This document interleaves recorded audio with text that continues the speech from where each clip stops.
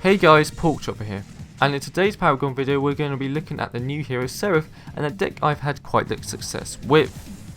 It focuses mostly on damage, lifesteal and crit, with a few unique cards added in. If you haven't checked it out, I did a guide on Serath earlier in the week, so if you're new to the hero or just want to see some epic kills, it will be linked in the description below and annotated on screen now. But anyway, let's jump right into it.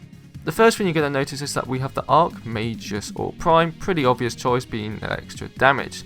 We then have a Healer Potion, Mana Potion, 2 Strike Token and 2 Healer Token. Now the 2 Healer Tokens only used if I ever have to jungle with Serath, which she can do rather well. The 2 Strike Tokens and the Mana is what I begin with, and then the Mana Potions just added in if I have an extra card point early on, as she does use a bit more mana than the other carries. We also have an unupgraded Lord's Ward. I grabbed this right at the start of the game, place it down, then teleport back to base to get my original 2 Strike Tokens and Health Potion to begin farming. Now the first card we have is Assassin's Ward with 3 minor cast, which is my early game ward, which I upgrade later for the 7-point Assassin's Ward being a minor cast, lesser drain and train, giving me that extra lifesteal once I'm dealing a lot more damage. We also have a unique card called the Scorching Tails with 3 major strikes. What this card does is pretty simple. For 15 seconds, your next ability hit on an enemy hero will shred 20 basic armor for 6 seconds and has a 30-second cooldown. This is great for Serath once you get close. Using an ability on a person after activating this card means you can do an extra amount of damage, also good on Grux.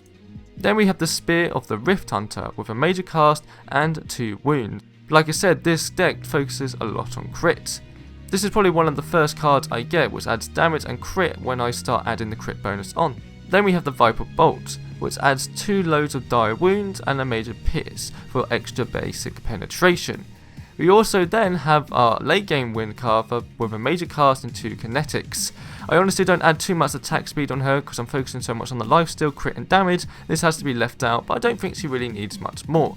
Talking about attack speed, we do have a very early game Wind Carver which I get rather early on, with a minor kinetic, minor cast and another minor cast. Then of course we have the Sword of the Atla, which is the 100% crit bonus. I also choose this one because it focuses on the life steal, with 3 lesser drains and already having the passive bonus of extra life steal. And that's pretty much the deck as it goes. We're now going to swap into some gameplay while I detail you over this deck. Now like I said, I've added the health regen in just in case I have to jungle with her. The biggest problem with her is that she has a low health pool to support lanes, so this really helps it. But 90% of the time you're going to be in the safe lane. I got the health potion and 2 strike tokens after coming back from placing the Lord's Ward near the lane. It depends how the game is going firstly. If we need more wards, I'll grab the 6-point Assassin's Ward and add the damage onto it. The reason I don't get the lifesteal one until later on is I personally don't feel it's much use until you're dealing more damage. If not, I've got the 6-point Wind Carver and upgrade that, and vice versa for the Assassin's Ward, but those are the two both cards I upgrade first. Right after this, I jump into the Spear of the Rift Hunter, building 28% crit and 24 power.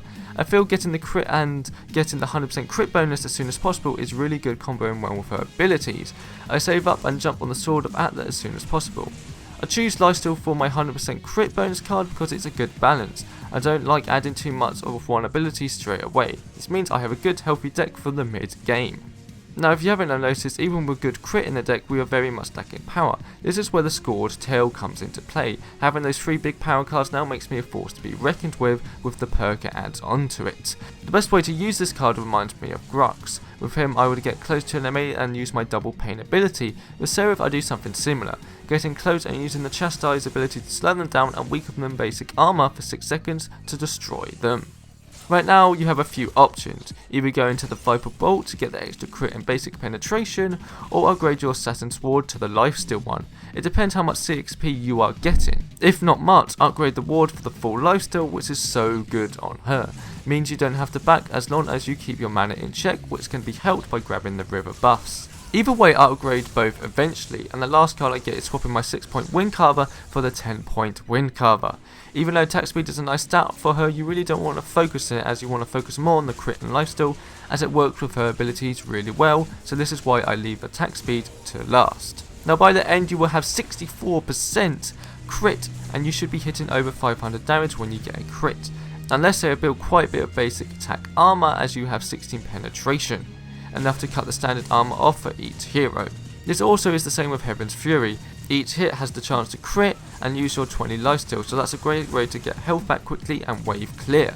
So you can at around the 50 card point experience mark if you have the lifesteal solo the Raptors or even the Orb, but it's a lot harder than a ranged carry because you do get stunned by Prime's AoE attack. Health is just under 1400 and mana at 897, which of course stay the same because no cards change this. Attack speed is increased to 126.5% with the Quinkquaver, which I think is just enough.